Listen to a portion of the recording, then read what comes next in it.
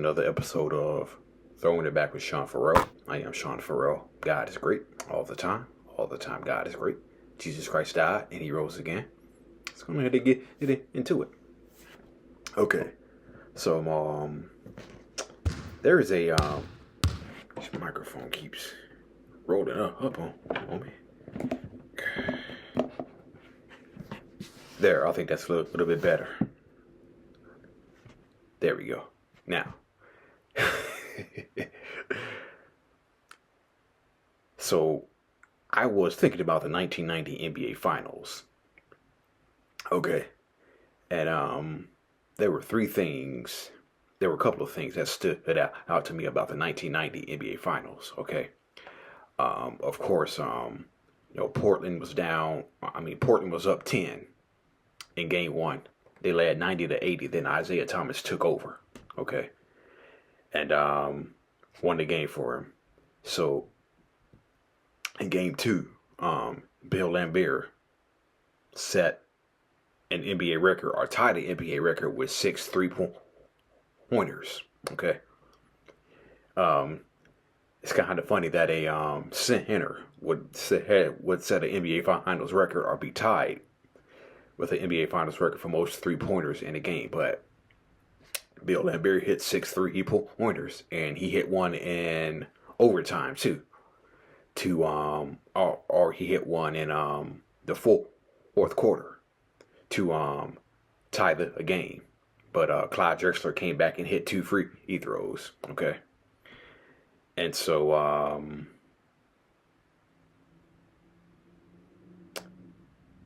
but the thing that stood out in Game 2, and the great irony was Game 2 and Game 5. Okay, so the game goes into overtime. Isaiah Thomas actually fouls out in Game 2.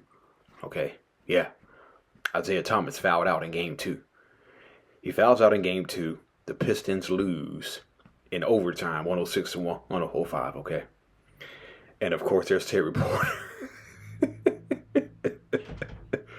There's Terry Porter saying, "We going to the crib and we ain't coming back. Home sweet home," right? And so Detroit wins Game 3 in a rout. Detroit wins Game 4 close, and it comes down to Game 5. Okay, and it's a back and forth,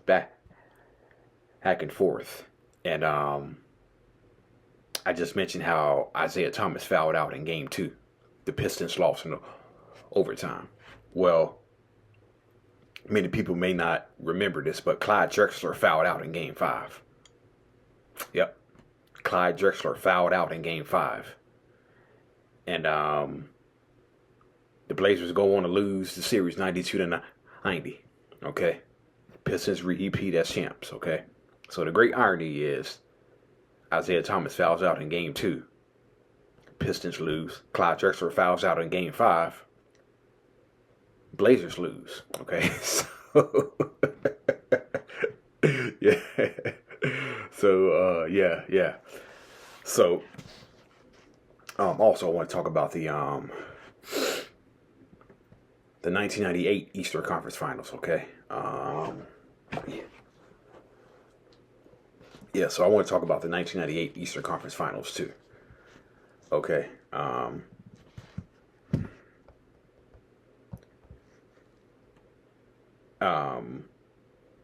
The Bulls win the first 2 games. Jordan goes off for 41 points in Game 2. Okay.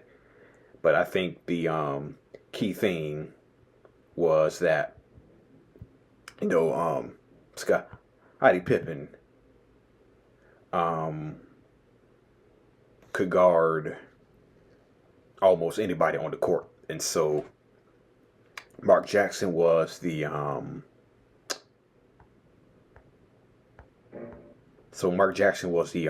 Pacers point guard at the time, and the Bulls put the 6'7", 6'8" Pippen on the smaller Mark Jackson, and he hounded Mark Jackson in the first 2 games. Then the Pacers made a switch of their own, going with Travis Best.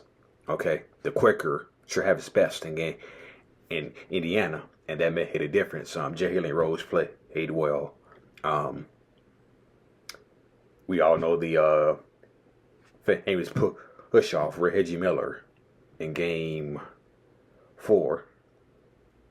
Um, People forget that there was a little confrontation that took place in Game 4 in Indiana. Okay, and there were some consequences to that. Um, Jalen Rose was suspended in Game 5 because of that confrontation. He came off the bench. So Jalen Rose was suspended for Game 5.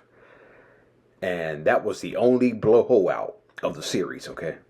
Game 5 was the only blowout of the series. And they go back to Indiana for Game 6. And Jordan inbounds, and the ball is inbounds to Jordan, okay? Inbounded to Jordan, I should say. And Michael is dribbling, and he falls down, and the game is over. Boy. Yeah, so he goes to Game 7. By the way, I forgot to mention that Pippen missed 2 key free throws that could have put the Bulls up 3 games to 1 in Game 4. If you saw the Last Dance documentary, Pippen missed those 2 crucial free throws in Game 4. But then there was a jump ball situation I remember too that took place. There was a critical jump ball situation that took place between Jordan and somebody else. I can't remember, but I do remember that. The jump ball situation, Pippen missing the 2 free throws, a confrontation in Game 4. Reggie Miller shot, of course. And Jordan's shot that missed by about that much that would have put the Bulls up 3 games to 1. Okay.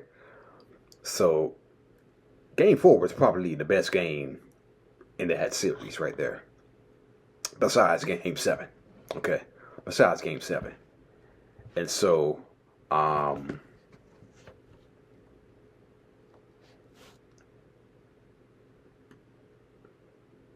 Game 7 comes about.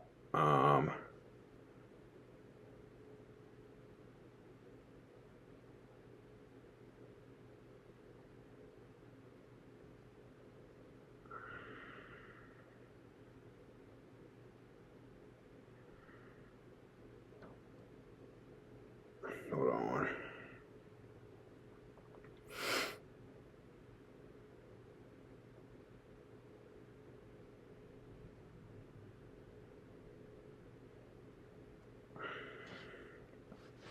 So Game 7 comes about, okay? And around this time, Dennis Rodman was no longer the starter. Tony Kukoc had taken in Rodman's place in the starting lineup, okay?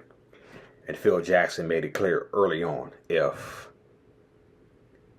Tony Kukoc isn't getting the job done early on, he would pull Tony Kukoc and he would immediately go to Rodman, okay? So what happens? The Bulls are down 20-8 in the first quarter. They're up 12, 13 points, the Pacers are. And Phil Jackson starts looking for Dennis Rodman. Dennis Rodman comes into the game, gives the Bulls the energy that they needed. The Bulls start hard to run.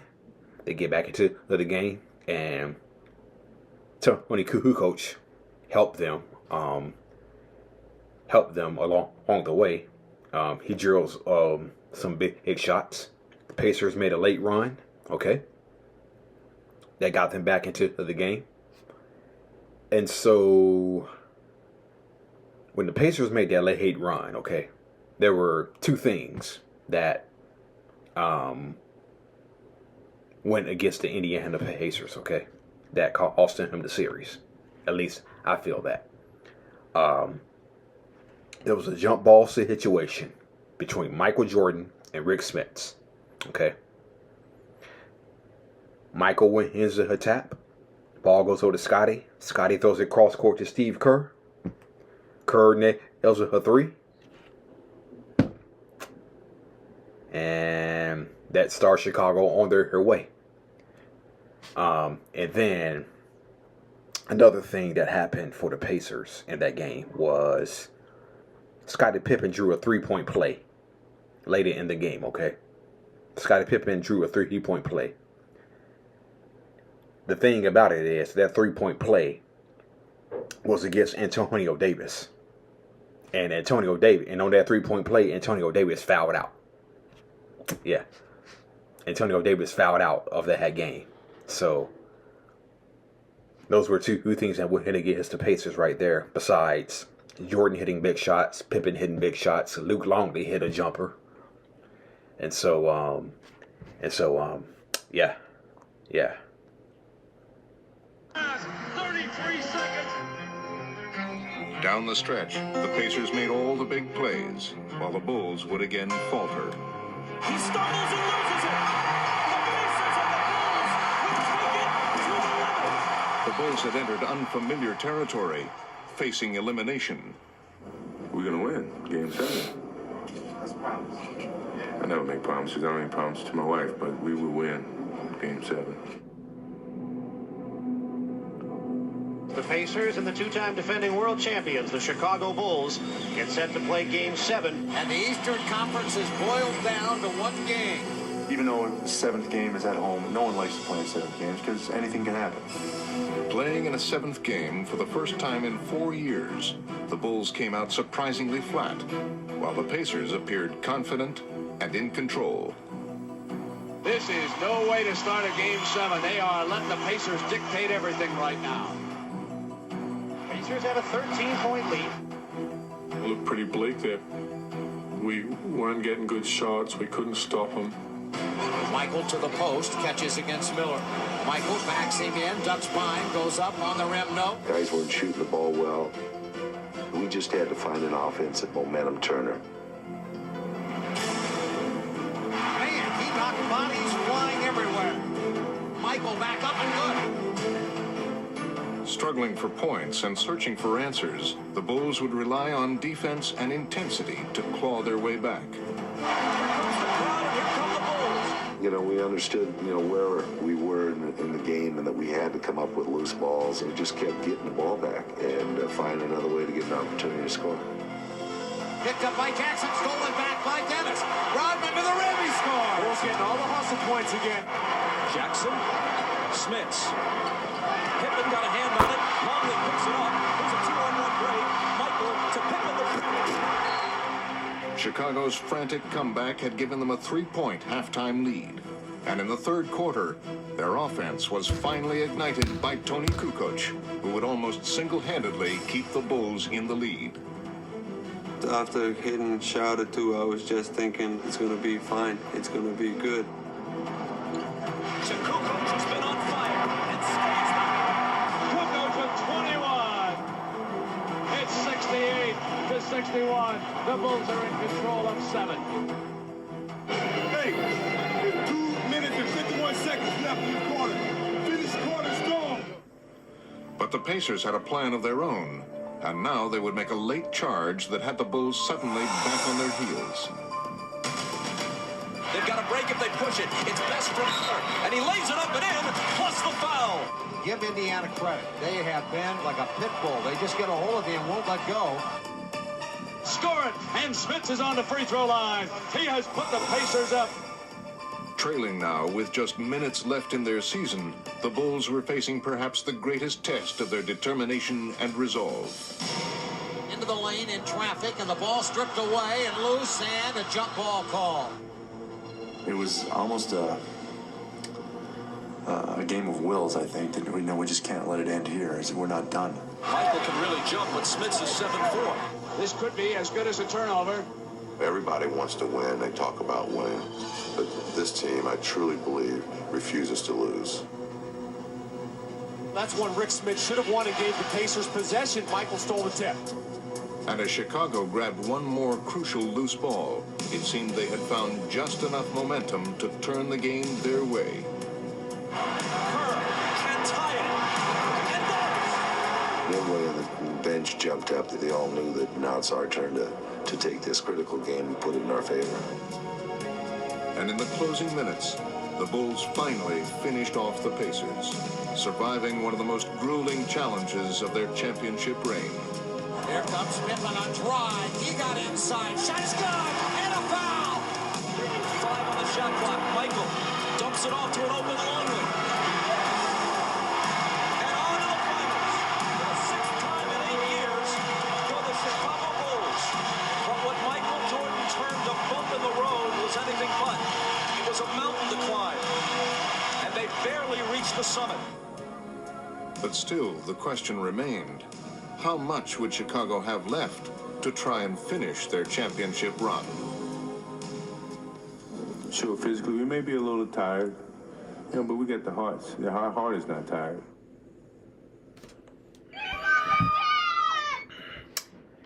Yep.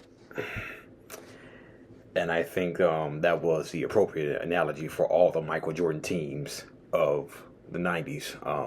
Yeah, we may be a little fatigued physically, but our hearts are not high for fatigued. So, yeah, I think that pretty much sums up the resolve of those Jordan teams in the 90s, okay? One more thing, too. I'm going to have to put my mic aside for this one right here. I had to put my mic aside for this one. Or bring it back. Bring it back, yeah. Oh, no. No. Get it out the way. Get it out the way. Get it out the way. There you go. Okay. So, 1992-93 Upper Deck, okay?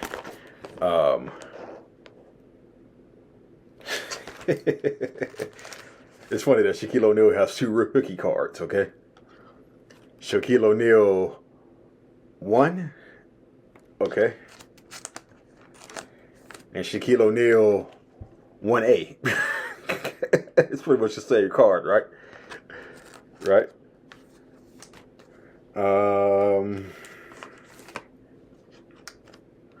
Alonzo Mourning. All right.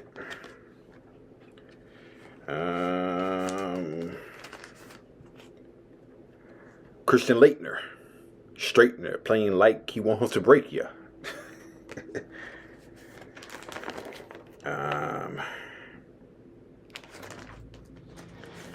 Future 7-time NBA champion, Robert Horry. All right. Let's see. The man they dubbed Baby Jordan, Harold Miner. All right. Let's see.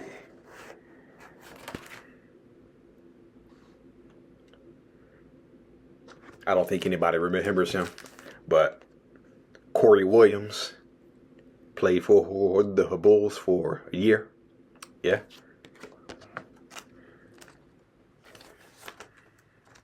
All right. Of course, I got to show you Michael Jordan. Okay. You can. There you go. There goes MJ right there.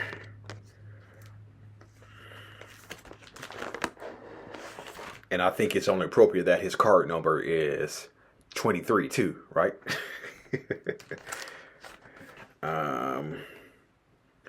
Sir Charles. All right.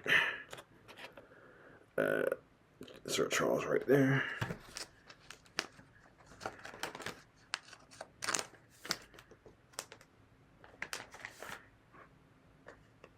Magic Johnson. All right. There he goes right there.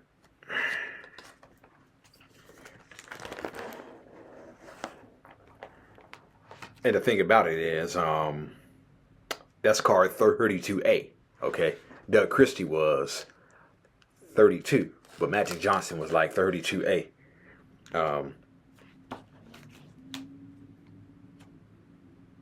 Now, hold on, yeah. See, this is Jim Jackson right here, okay? Jim Jackson is card number 33, okay? But Larry Bird is 33A, okay? Yeah, Larry Bird is 33A. Alright.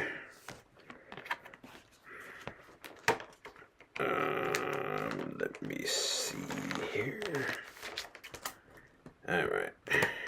Try to go through these quickly as I can.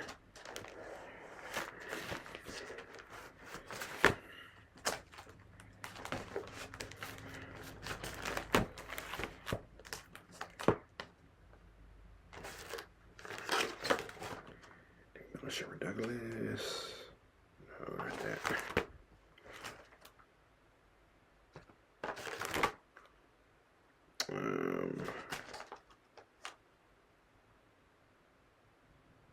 Okay.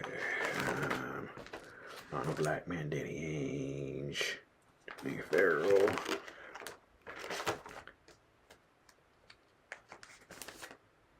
Feature OKC Thunder coach Scott Brooks. All right.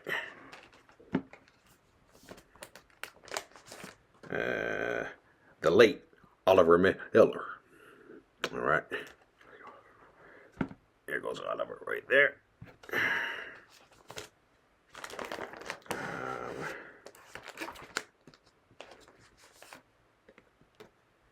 Sir Charles in the Phoenix uniform. All right. There goes Sir Charles right there. Daniel, Richard Dumas, Mark Jackson.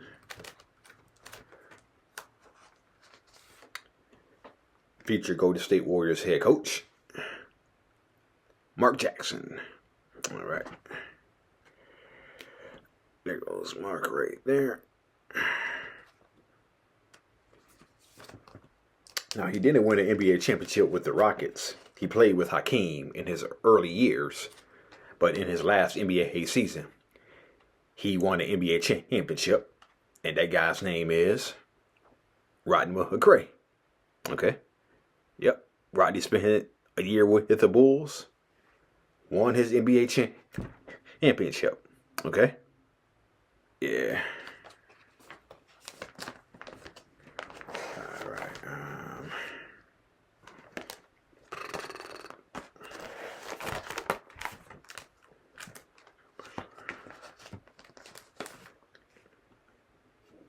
Feature three-time NBA champion, Judd Bushler.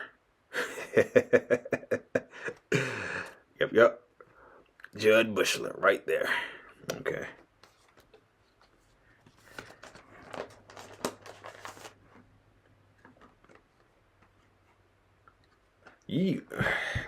Does anybody remember Matt Geiger without hair? With hair, I should say. Does anybody remember Matt Geiger with his hair? Because Matt Geiger doesn't look the same having hair. Okay. He does not look the same having hair. Okay.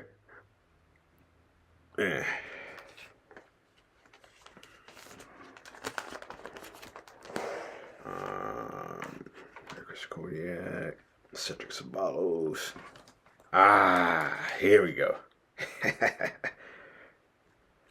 Look who it is. Latrell Sprewell. Oh, yeah. Yeah, buddy. Latrell Sprewell. Trent Tucker. Superior, Doug Overton, Dan Marley. Kevin Willis, Michael Williams.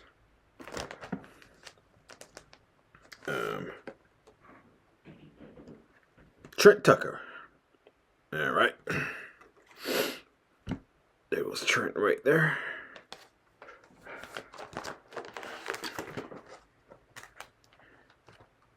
Okay, what was Michael Williams? The Human Highlight Film. Dominique Wilkins. All right. There you go. Tom Chambers. Jeff Hornacek. Jeff Greer. Tony Bennett. Kevin Johnson. Gerald Wilkins. Doc Rivers. Mark West.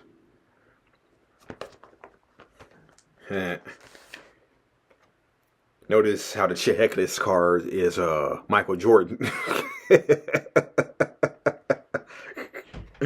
Yeah, notice how the checklist card is Michael Jordan, right?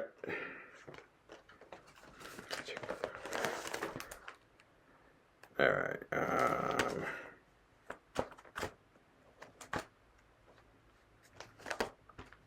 Yeah. Okay. Yeah.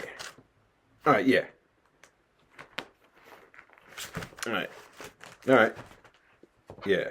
That's it. That's all for Throwing It Back with Sean Farrell. I am out of here. May God bless you all.